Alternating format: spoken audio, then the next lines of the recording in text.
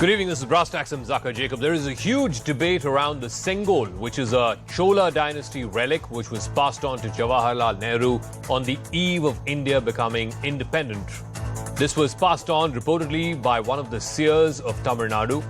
But the BJP claims that this is a symbolic transfer of power from the British Raj to independent India. But that this Sengol was then relinquished to a museum in later years. There are some people who even claim that this was used as some kind of walking stick by Nehru. The Congress today held a press conference saying that there is no evidence to back the claim that this was actually an instrument of transfer of power, that this entire story around Rajaji asking Nehru for this instrument to be the symbolic transfer of power from British Raj to independent India, and that Mountbatten was given this by one of the Adinams in Tamil Nadu, and then subsequently it was then given to Pandit Nehru. The Congress's contention is there is no such historical evidence to back this claim. The question is, A, where does the truth lie? And B, more importantly, will this become the point of contention between the opposition and the government, in addition to what we are seeing over the inauguration of this new parliament building, where the opposition's contention is it's the president, as the custodian of both houses, who should have been inaugurating the new parliament complex. The government, of course, begs to differ.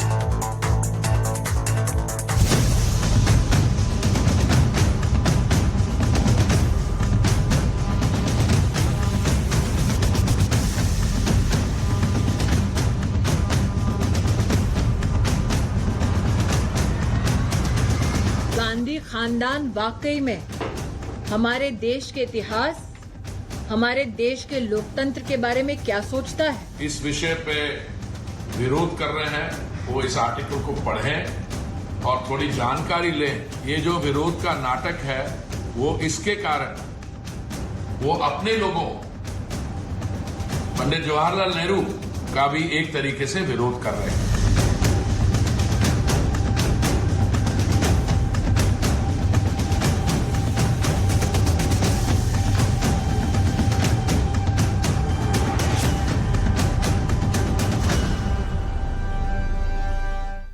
All right, on the talking point this evening, Sanju Verma, national spokesperson of the BJP, joining us. Ashpreet Kadyal is spokesperson of the Congress Party. R. Rajagopalan, senior journalist. And Riju Datta, spokesperson of the TMC, joining us. Ashpreet Kadyal, the point that the BJP is making is they believe there was historical evidence to suggest that one of the Adinams of Tamil Nadu used this Sengol as an instrument of transfer of power, symbolically, if you will, from the British Raj to independent India, that it was given to Mountbatten, and then from Mountbatten it was taken back, and then from him, that Adinam, it was then passed on to Pandit Nehru. The contention that the BJP is making is that this Sengol was then later neglected.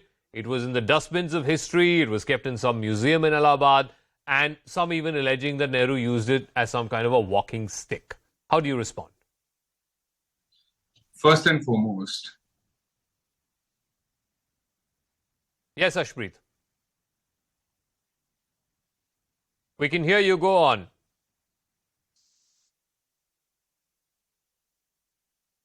Ashpreet, we can hear you. Go on. I'm listening to you. Okay, we'll go back to Ashpreet in just a second. But Sanju Verma, the contention by the Congress is that there is no evidence to back the claim that this was used as a relic for the instrument of transfer of power from British Raj to the independent nation that India became on the 15th of August 1947.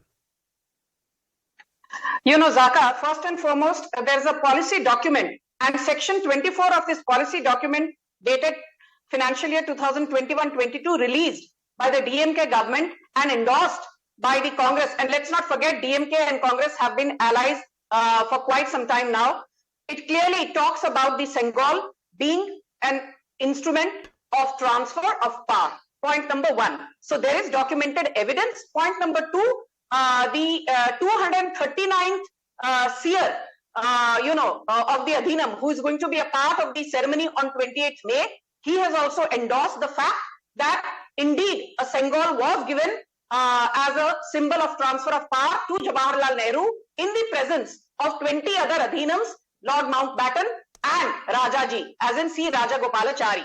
Point number 3, I will read out the tweet by Amit Shah today at 11:47 a.m., which captures the essence of this controversy, where he says, why does the Congress party hate Indian traditions and culture so much? A sacred Sengol was given to Pandit Nehru by a holy Shaivite mutt from Tamil Nadu to symbolize India's freedom, but it was banished to a museum as a walking stick.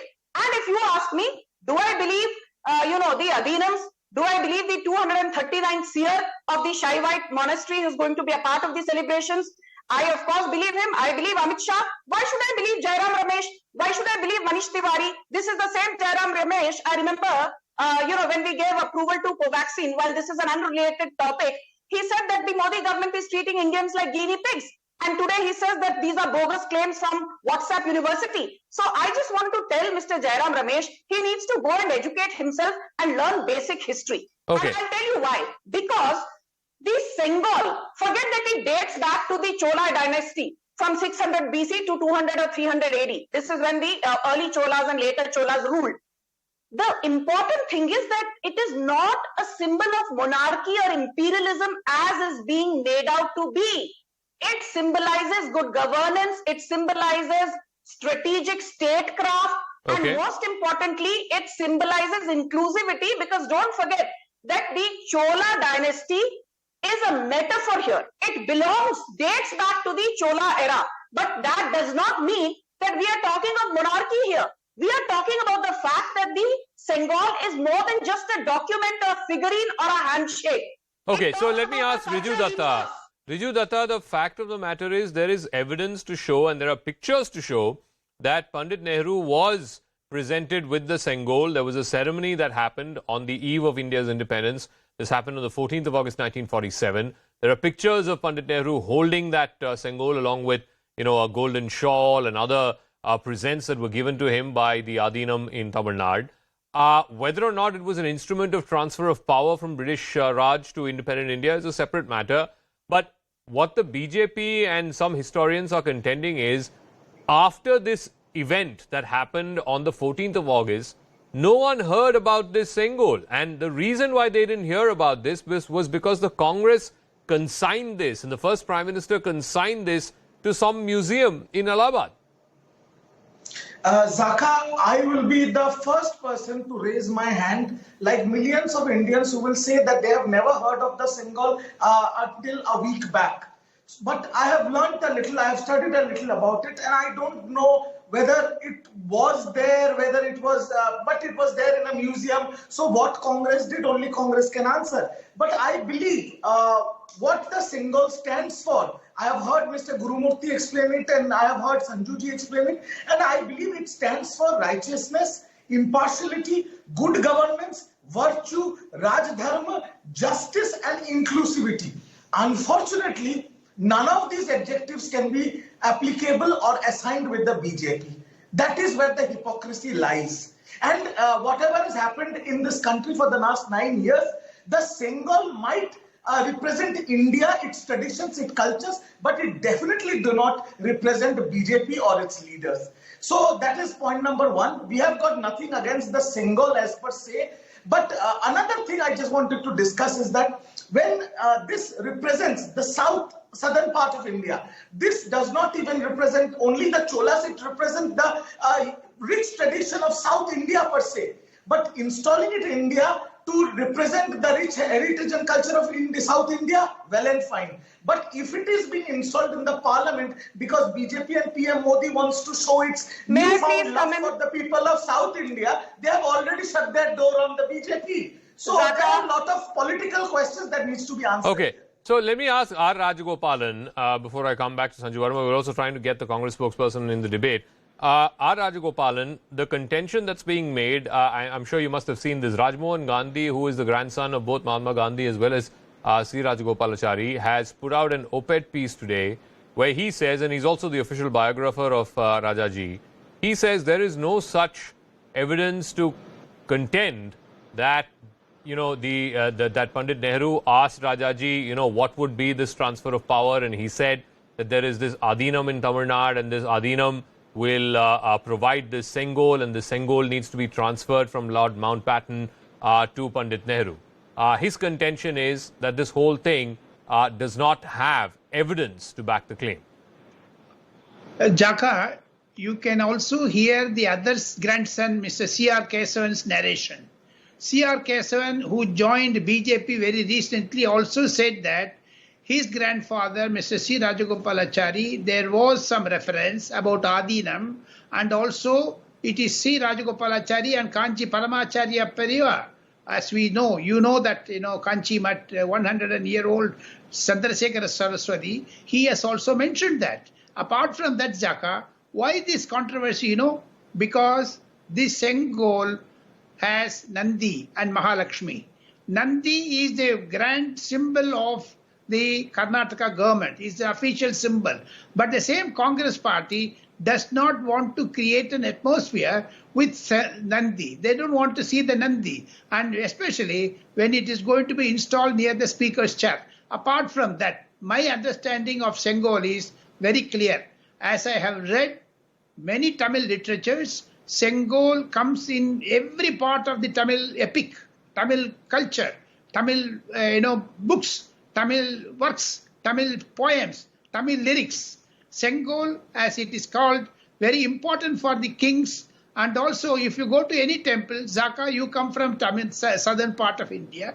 Every temple in Tamil Nadu or Kerala or Karnataka or Andhra Pradesh has got Dvajastambam. As you enter the temple, there is one tall pole which you have to prostrate before it. For deity, it is Dvajastambam. For human being, it is Sengol. That is what described in Silappatikaram and other Tamil epics. Apart from that, my understanding is Congress is making a unnecessary claim because its Palai party, DMK, which has published many articles on Sengol, many articles on Rajaji coming into the fore of giving the Sengol to Dharmapura Adinam and the Thirinjana Sambandhara Adinam. Therefore, these Adinams have a right.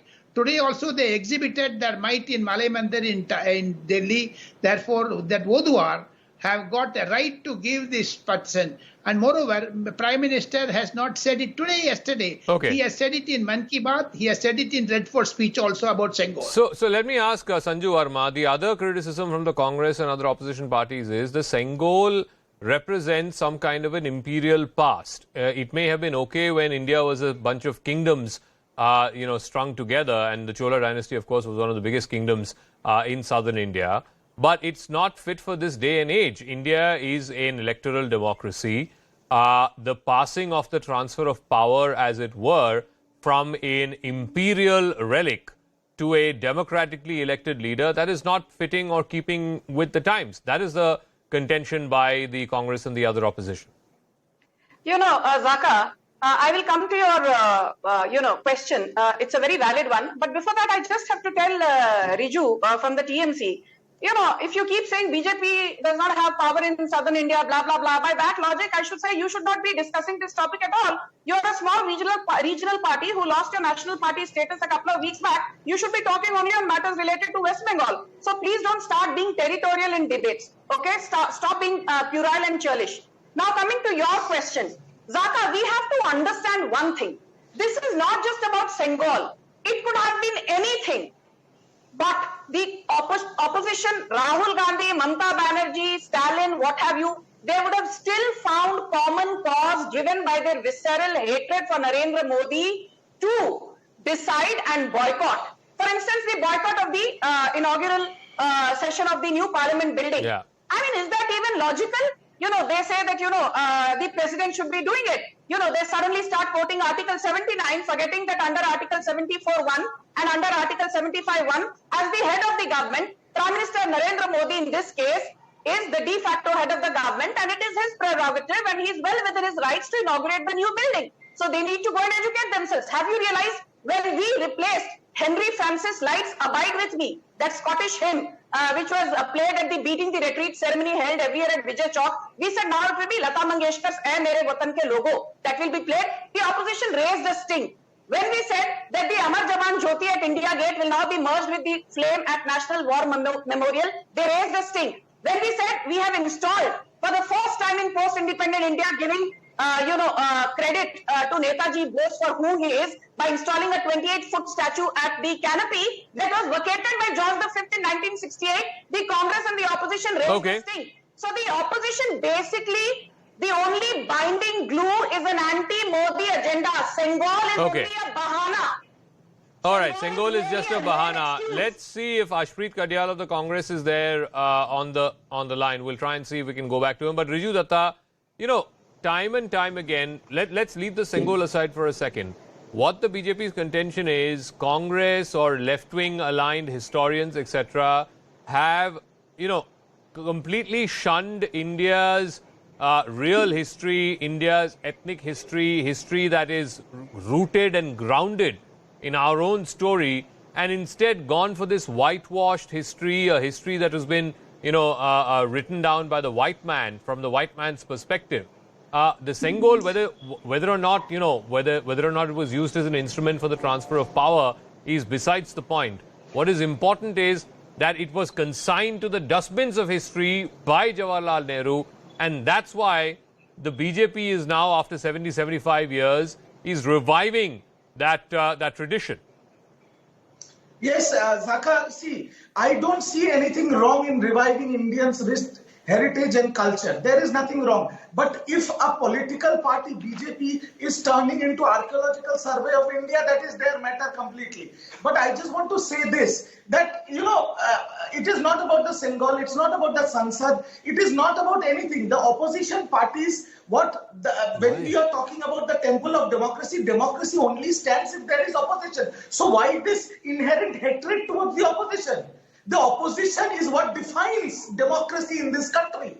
But there is one party and one leader who is hell-bent on rewriting history. He is rewriting the history of this country, rewriting all the traditions of this country. And from 2014, there is a new trend that we have to somehow come into public life and show that we belong to a particular religion, because that gives you a stamp of authority. I don't know what this new country symbolizes. Okay. But my country, as I understand, is inclusive, is secular, and is for all, which not a political party, but the book that governs this country, the Constitution says. And I believe so in that. R. Rajagopalachari, R. Rajagopalan, you know, what Riju Datta is basically saying is, you know, the Sengol symbolizes a religious sort of point of view or a religious transfer of power. He is saying that India as a secular, multicultural, multi-faith democracy would perhaps be better served if the Constitution, the book that guides our parliamentary democracy in this country, if the Constitution was kept embedded next to the speaker rather than the Sengol. Even the Constitution book carries Rama's photo, Hanuman's photo, Sita's photo. What would Mr. Riju Datta say about it? It contains Ram Mandir. Therefore, my understanding, Jaka, opposition has no point in this. The reason being, Narendra Modi is outsourcing everything. Narendra Modi, as I said, chore. He brought Chaukidar chore in tweet. Today, Narendra Modi issued a video and asked the citizens to participate and give their views. Therefore, Narendra Modi enlarges it to 140 crore people, whereas Congress is shrinking. They are even today, the Congress spokesperson, unfortunately, due to technical glitch, he could not join. Thereby, technical also, they are ignoring Congress. The people have ignored Congress in 2014 and 2019, and glitch also ignores Congress. Okay. Sanju Verma, yeah. You know, Mr. Rajgopal made a very interesting point. I want to focus on this also, Zaka, because in the narrative that is being peddled for and against Sengol, you know, there have been many tweets by opposition parties who are saying that the Sengol is a symbol of Hindu supremacism. Then, as Mr. Rajagopalan said, you know, on many Sarkari logos, you have the word Satyamev Jayate written. On many Sarkari logos, including many books of the Supreme Court, you have Yato Dharmastato Jaya written. You have Dharmo Rakshiti Rakshita written. So are you saying that the Supreme Court logo, the RNW logo, the Sarkari logos which have Satyamev Jayate written are symbols of Hindu supremacism? This is puerile politics at its very worst. And I will tell you something, Riju made a lot of allegations that, the BJP is anything but democratic, anything but just, anything but good governance is what the BJP signifies. I want to say this. While Mamata Banerjee obviously cannot be compared to a towering leader like Narendra Modi, but since we are discussing issues and I want to expose the TMC's hypocrisy, I remember in 2018, KM Tripathi was the governor and Mamata Banerjee refused permission to him to visit the Asansol riot victims. What do you say to that? 3 dozen universities in West Bengal. Can I finish? 3 dozen universities in West Bengal in 2021 Zaka, when the current Vice President Jagdeep Dhankar was then the Governor of Bengal. Mamata Banerjee appointed these Vice Chancellors to over 3 dozen universities without prior approval or consent of the Governor, which is the constitutional protocol. Okay. So you remember constitutional protocol now because you're driven by hatred for Narendra Modi. Okay, once again, okay, Riju respond, after which Rashid Kidwai is also joining us. Riju, quick response, yeah. A quick response, I will only give you a very quick response. Mamata Banerjee, 7-time member of parliament, first female railway chief minister, first female coal minister, first female youth and sports minister.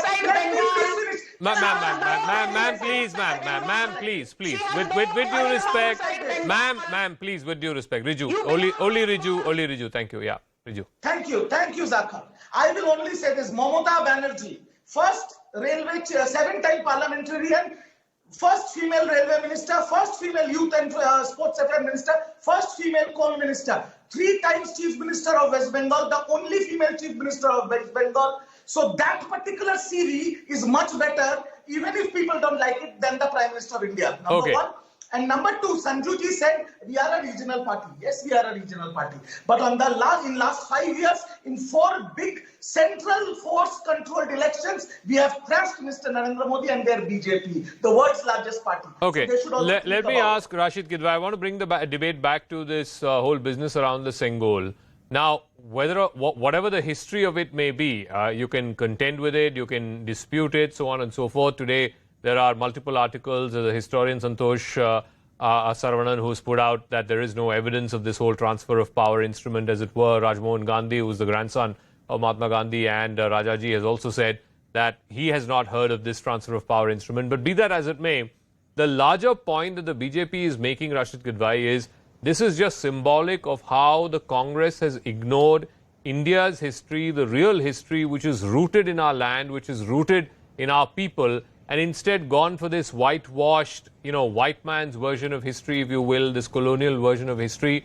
What we need is to take India back to what it was pre the British Raj. So Zaka, this is obviously as a political formulation. This has always been since time of our independence been a bit of a gray area. How much of religious symbol somebody can say this, whatever was there about Sarnath, our Emperor Ashoka, that also had some religious background. So therefore, that's why I'm saying this is a gray area. But I think the government of India should have involved everyone.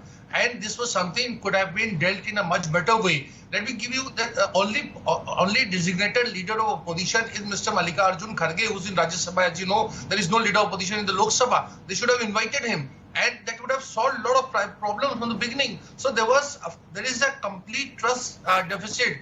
See, Zaka, you can accuse the Congress of not having this colonial hangover or whatever. So many political parties. And the parties which have been opposed to Congress tooth and nail in the past, and some of them even in present, so many political parties cannot be wrong. So no. One second, Sanjay, one second. No. The reason why the opposition parties are boycotted, as you very well know, Rashid, is because they believe the president should have been the one who's inaugurating. They feel that the president was insulted. It has nothing to do with the opposition not being invited. But I'm coming back to this point of the Sengol. The point of the Sengol being that the Congress and Pandit Nehru consigned this to sort of some dustbin of history because it was a very Hindu relic. Yes. It was passed on by the Adinam, one of the seers of Tamil Nadu. It had a Nandi on top, which is a very Hindu symbol. In fact, you go to any Shiva temple in the country, it has a Nandi right outside facing the Shivling. That Pandit Nehru abhorred the Hinduness of Indian society and Indian culture that he said, there's no way that this can fit in with a secular country, which was his vision of how India should be. Zaka, I think this is a very Exactly. Zaka, can I come in? Rashid, yeah. Pandit Nehru. I mean, if you look at his whole discovery of India and all, somebody can, dub it as a, bit of a, revivalist. Pandit Nehru was very proud of country's heritage and the past. It's reflected in his book, reflects in his conduct. That purposely I chose that word, that grey area, because a lot of practices at the time of independence had religious connotation, while our country said that it is secular, not exactly in a westernized sense. The state has no religion. There were a lot of correspondence was also there between Nehru and Gandhi, and this particular thing that you're talking about, as Mr. Rajmohan Gandhi has rightly pointed out, there is not so much of record. So this is also a neglected one. But to accuse Nehru of that, I think this is a bit unfair. Okay, Sanju Verma, yeah. Okay.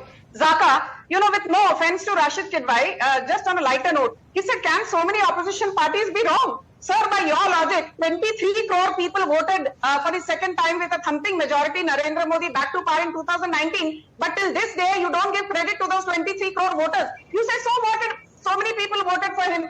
You talk about him as a majoritarian politician. So let's not draw, silly analogies. I will say why Nehru was not just an atheist or an agnostic. May I please finish?